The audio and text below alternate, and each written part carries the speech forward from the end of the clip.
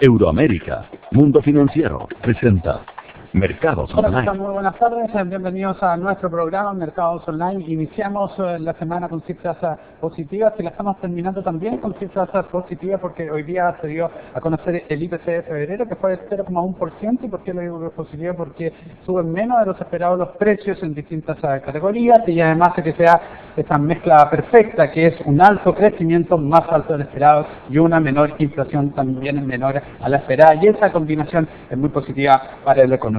Según el Instituto Nacional de Estadística, ya les contaba, 0,1 fue la cifra menor de lo que se esperaba, con un incremento de 1,3% en los últimos 12 meses. La mayor alta fue en la edición de transporte, 1,2% las bebidas alcohólicas y el tabaco, las prendas de vestir y calzado, lo que fue contrarrestado por la baja en la edición de alimentos, como hortalizas, legumbres, carne de vacuno y las bebidas no alcohólicas. Obviamente con esta cifra se siguen además manteniendo las expectativas a cumplir la meta de inflación para este año, que van entre un 2,8 y un 13,2%.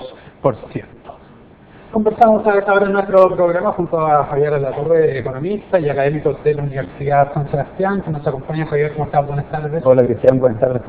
Muchas gracias por acompañarnos. Javier, vamos a hacer una revisión general de la economía, primero a nivel local y después a nivel internacional. ¿Cuáles son tus perspectivas para la economía chilena este año? La economía chilena tenemos que convenir que está en un muy buen pie. En algún momento buscó un cierto nivel de desaceleración para restar esas presiones inflacionarias. Nada de eso ocurrió. Esa desaceleración, si bien ha venido dándose, pero de una forma muy marginal, la verdad que hemos mantenido un ritmo de crecimiento bastante alto con un precio del cobre que nos ha acompañado.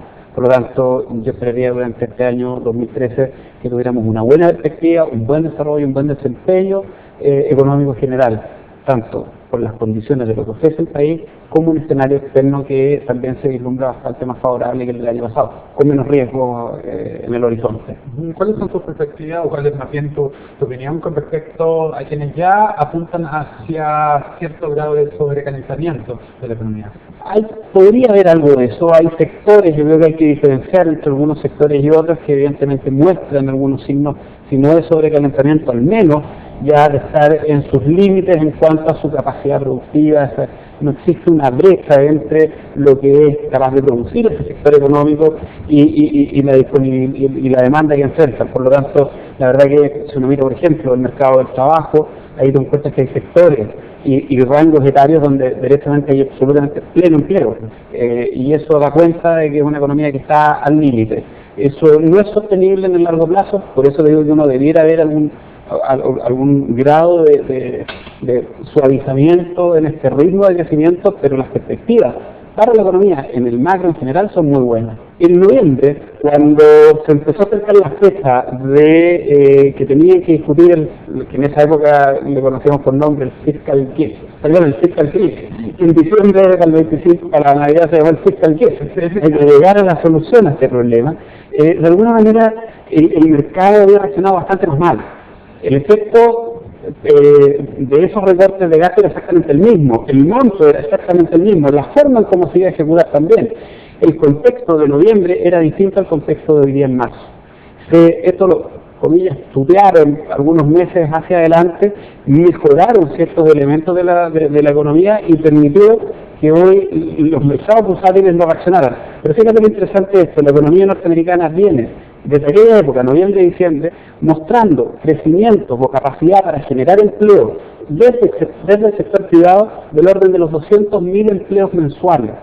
Por lo tanto, esta cifra de 350.000, 450.000 empleos que podrían perderse como consecuencia de la disminución del gasto público, podría ser perfectamente absorbida por la capacidad de crecimiento del sector privado. Y es de alguna manera eso lo que está en este momento en la discusión en Estados Unidos respecto de cuál es el momento de quitar uno de los dos bastones o una de las dos rueditas que viene esa bicicleta o este enfermo que era Estados Unidos. Porque tienes política fiscal expansiva, que es lo que de alguna manera se empieza a retirar a partir de esta medida, y la política monetaria que sigue siendo expansiva a través de todos estos quantitative easing. Por lo tanto, si bien uno podría pensar que este no es el mejor momento, es muy probable también que no sea un escenario negativo el hecho de que de a poco se empiecen a recortar estos gastos. ¿Cómo está Estados Unidos como oportunidad de inversión? En general, yo te diría que a mí me gusta mucho Estados Unidos. Esta semana también hemos tenido algunos, comillas, récords en términos nominales. El Dow Jones superó su pic del año 2007, el Standard & Poor's 500 está prácticamente a punto de llegar a su máximo histórico, y eso es consecuencia de lo que comentábamos recién, pero también es consecuencia de empresas que están bastante sanas, con niveles de productividad altos, con buenos márgenes y con valorizaciones curiosamente relativamente bajas. Incluso el mercado norteamericano hoy día se transa en ratios precio-utilidad del orden de 11,5 veces en promedio. Hay algunas empresas que incluso están por debajo, y si uno tiene buen timing y tiene un horizonte de mediano plazo, 1, 2 o eventualmente 3 años, lo más probable es que estas compañías logren sostener un ritmo de crecimiento sustentable, probablemente no lo que hemos visto en los últimos 15 o 12 meses, pero sí debieran sostener ingresos constantes hacia el alza, y lo cual podría traer como consecuencia incremento en la valorización de esos activos a rangos de ratios históricos, digamos 14, 15 veces precio-utilidad, por ejemplo. Por lo tanto, en general la economía norteamericana tiene hoy día y representa oportunidades importantes. Ese PIB el año 2007 se consiguió con un desempleo en torno al 4%, hoy día está en 7,7%.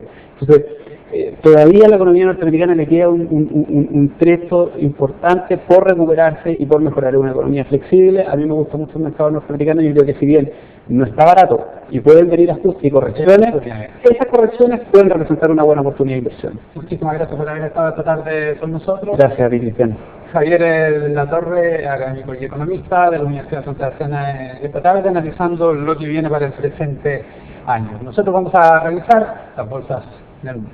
Asia vivió los malos efectos de tensión política entre Corea del Norte y Corea del Sur, lo que borró datos positivos, como por ejemplo el PIB japonés, que creció un 0,2% en el cuarto trimestre del 2012, mientras se estimaba una contracción del 0,4%, y el dato de las exportaciones de China, que subieron en 21,8% en febrero. Vamos a revisar qué ocurrió en Europa. Sesión de ganancias en buenas noticias sobre el 2%, esta sesión marcada por la calidad de los datos que se entregaron, como por ejemplo los Estados Unidos, que ya lo conversamos, la caída en el desempleo, la revisión al alza del PIB del cuarto trimestre de Japón, y también el dato de las exportaciones de China. Vamos a ver Chile, ahí está, hoy día sí se acopló al resultado de los mercados internacionales con un avance que tuvo a la acción de Cencosud como la acción más transada, y el sector salmonero con el de mayor ganancias. Estados Unidos también un dato sólido en el empleo, ya lo decía, la creación de empleos en el sector, en nuevos puestos de trabajo que serán 136.000, mientras que los analistas serán 160.000, y el desempleo, la caída del 7,7% ayudó a que hubiera una cuarta jornada de máximos históricos en Wall Street.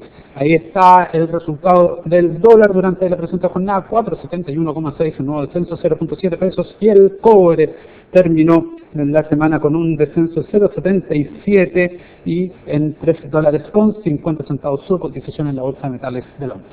Y con la revisión de los indicadores económicos concluimos el programa en el día de hoy. Les deseamos un buen fin de semana. Nos encontramos el lunes. 3C, con el auspicio de Euroamérica, Mundo Financiero, Inversiones, Ahorro, Protección. Presentó Mercados Online.